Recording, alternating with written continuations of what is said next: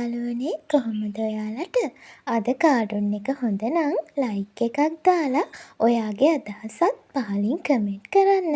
ඒ වගේම අපිව සබ්ස්ක්‍රයිබ් කරන්න අමතක කරන්නත් එපා. අපේ වීඩියෝත් එක්ක දිගටම රැඳිලා ඉන්න.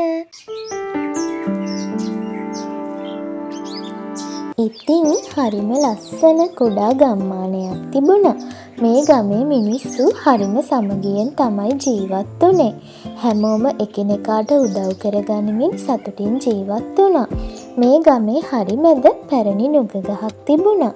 ගමේ මිනිස්සු මේ නුග ගහත් එක්ක ලොකු බැඳීමක් තිබුණා.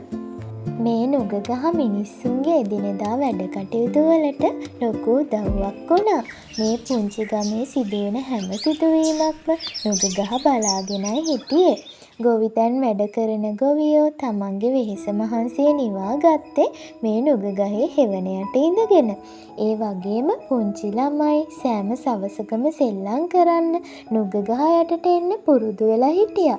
ඒගොල්ලෝ සතුටින් නැටුවා, සින්දු කිව්වා, උඩ පැන්නා, දිව්වා, සෙල්ලම් කරමින් කාලය ගත කළා. ඒ වගේම ගමේ මිනිස්සු හැමෝම එයාලගේ දුක සැප බෙදා ගන්න, රැස්වීම් පවත්වන්න නිතර එකතු වුණේ මෙතනට. ඉතින් මේ නුග ගහ මේ හැම දේම බලාගෙන ආදරණීය මතකයන් පුරවාගෙන ජීවත් වුණා. ඉතින් නුග ගහ ළඟම පුංචි ගෙදරක් තිබුණා. ඒ ගෙදර ජීවත් වුණේ සිඟිති, එයාගේ අම්මයි තාත්තයි. සිඟිතිගේ හොඳම යාළුවා වුණේ මේ නුග ගහ. සිඟිති නිතර නුග ගහ ළඟට ආවා. නුග ගහ එක්ක කතා කළා, පොත් පාඩම් කරන්න, සෙල්ලම් කරන්න සිඟිතිට උදව් කළේ මේ ගහ. සිඟිති මේ නුග ගහට ගොඩාක් ආදරය කළා. ඉතින් මෙහෙම කාලය ගත වුණා. ඉතින් ගම ටික ටික දියුණු වෙන්න පටන් ගත්තා. අලුත් කඩසාප්පු හැදුනා.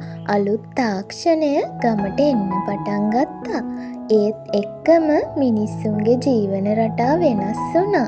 නුග ගහ ළඟට වෙනදා වගේ ගමේ මිනිස්සු එකතු වුණේ නැහැ. ළමයි සෙල්ලම් කරන්න ආවෙත් නැහැ. ගොවියෝ වෙහෙස මහන්සිය නිවා ගන්න නුග ගහ යටට ආවෙත් නැහැ. වෙනදාට ඇහෙන ළමයි කෑ ගහන සද්දේ, සිනාසෙන සද්දේ දැන් ඇහෙන්නේ නැහැ. නුග ගහ පාළුවට ගිහින් තමයි තියෙන්නේ. හැබැයි සිඟිති නම් නුග ගහ ළඟට එන එක නතර කළේ නෑ.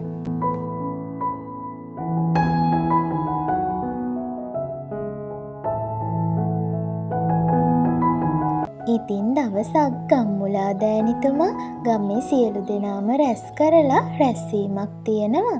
එහිදී ගම්මුලා දෑනිතුමා කියන්නේ ගමේ නව සාප්පු සංකීර්ණවලට වාහන වලින් යන්න හරියට පාරක් නැති නිසා පාරක් හදන බව. ඒ පාර හදන්නේ ගමේ හරි මැදින් බවත්, ඒ පාර හදන්න ගමේ තියෙන මේ විශාල නුග ගහ කපන්න වෙන බවත් මෙහිදී ගම්මුලා දෑනිතුමා කියනවා. නමුත් ගම්වැසියන් නම් මේ නුග ගහ කපන එකට විරුද්ධතාවයක් පෙන්නුනේ නැහැ.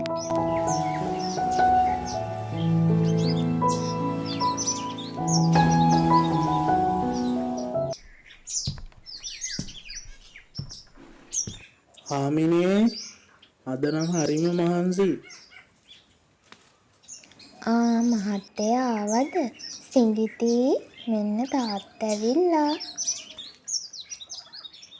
තාත්තේ නැන්ද ආවේ?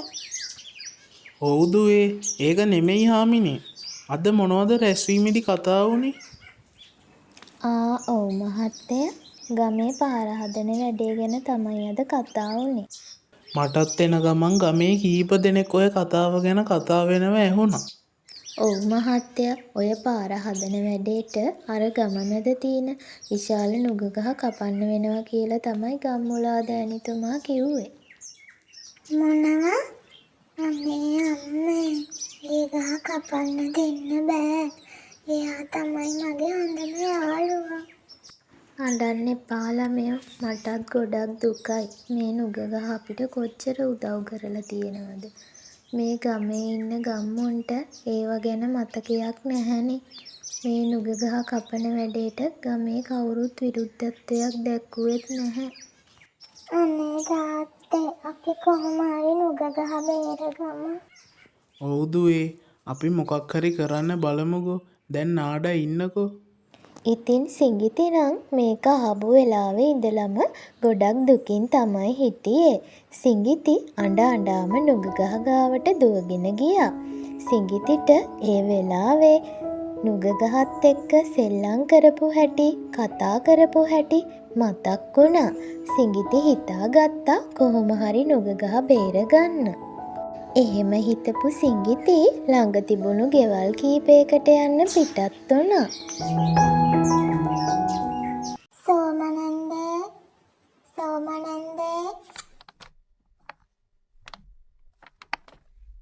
ඇයි ළමයෝ මේ? නන්දේ අපි නුග ගහ කපන්න නොදී බේරගමු. මොකද්ද ළමයෝ මේ කියන්නේ? අද රැස්වීමේදී ගම්මුලා දෑනිතුමා කීවානේ නුග ගහ කපන්න වෙනවා කියලා. ඒ නිකන් ගහක් විතරයි කෙල්ලේ. ඒ වගේද ගමට පාරත් තොටක් හැදිලා ගම දියුණු වුණාම ගස් මොකටද? එහෙම කියන්න එපා නන්දේ. නුග ගහ අපිට කොච්චර උදව් කරාද? ළමයා ඔය ළමයා එනවද මට හොඳ නරක උගන්වන්න? යන්න මෙතනින්. ඉතින් සිඟිති මේ වගේ ගෙවල් කීපයකටම ගියා. ඒ අයගෙනුත් සිඟිතිට ලැබුණේ හොඳ ප්‍රතිචාරයක් නං නෙවෙයි. මේකෙන් සිඟිතිගේ දුක තවත් වැඩි වුණා. සිඟිති දුකින්ම ගෙදර ගියා. කෝහාමිනේ කෙල්ල අනේ පව්. සිඟිති හරිම දුකින් ඉන්නේ ගහ ගැන අහපු වෙලේ ඉඳන්. ඔන්න අඬ අඬා ඉඳලා දැන් තමයි නිදාගත්තේ.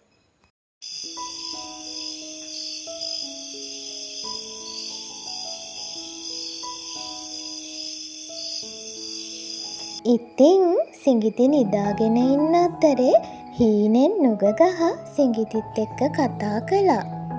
දුක් වෙන්න එපා සිඟිති. මම දන්නවා ඔයා මාව බේරගන්න ගොඩක් දේවල් කරපු බව. මම සියවස් ගණනක් ගෙවී යනවා දැකලා තියෙනවා. මට සිනහව, කඳුළු, වැස්ස මේ හැම දෙයක්ම දරා ගන්න පුළුවන් වුණා. ඔයා බය වෙන්න එපා සිඟිති. හදවත් වර්ධනය වෙන්නේ කොහොමද කියලා අමතක වෙච්ච දවසට බය වෙන්න. ඒත් මම මගේ ආඩුවව නැති කරගන්නේ නෑ.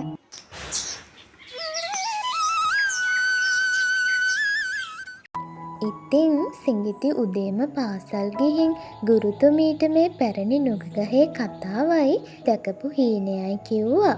ගුරුතුමී මේක අහලා ළමයිත් එකතු කරගෙන මේ නුග ගහේ පැරණි මතකයන් නැවත අලුත් කරන්න උත්සවයක් තියෙනවා. ළමයි සැරසිරි කරනවා, වැඩිහිටියනුත් ගස යටට එක්රැස් වෙනවා. මේත් එක්කම අතීත මතක හැමෝටම මතක් වෙන්න පටන් ගන්නවා. අනේ අපිට කොහොමද මේ ගහ අමතක වුනේ? මේ ගහ තමයි අපේ ගමට ජීවය දුන්නේ. ඒකනම් ඇත්ත ගම්මුලා දෑනිතුමා. ගුරුතුමීට ගොඩාක් ස්තුතියි අපිට මේ ගැන මතක් කරලා දුන්නට. ඔයාලා මට නෙමෙයි ස්තුති කරන්න ඕනේ මේ සිඟිතිට. සිඟිති තමයි මට මේ විස්තරේ කිව්වේ. සිඟිති බොහොම දුකින් හිටියේ මේ නුග ගහ කපන්න වෙන එකට. ඉතින් නුග ගහේ මතකයන් මතක් කරන්න තමයි අපි හැමෝම මෙතනට ආවේ. දුවේ ඇත්තටම මට ඔයා ගැන හරිම ආඩම්බරයි. මේ සිඟිති කෙල්ල නම් හරිම නොවනක්කාරිය. කොහොම හරි නුග ගහ බේරගත්තනේ. ඉතින් සිඟිතිට නම් ගොඩාක් සතුටුයි. එයාගේ හොඳම යාළුවා වුණ නුග ගහ එයා බේරගත්ත කොහොම හරි. ඉතින් අපිත් මේ ස්වභාව ධර්මයට අවනත වෙන්න ගහකොළ වලට ආදරය කරන්න ඕනේ. පහුගිය දවස්වල මගේ රටට වුණා වගේ ස්වභාවික විපත්වලට හේතු වෙන්නේ මේ අපි තුල තියෙන වැරදි ක්‍රියාමයි. ඉතින් අපි ආයෙත් මේ වගේ ක්‍රියාවන් නොවෙන්න අපේ පරිසරය ආරක්ෂා කරලා ස්වභාව ධර්මයට අවනතව වැඩ කරන්න පටන් ගමු. ගහකොළ විනාශ නොකර පරිසරයට හානි නොකර ඒ හැමෝටම ආදරය කරමු. ඉතින් මේ නුග ගහ සිඟිතිගේ ගමට විතරක් නෙමේ අපිටත් ජීවය දුන්න ආදරණීය මතක පිරුණු විශාල ගහක්.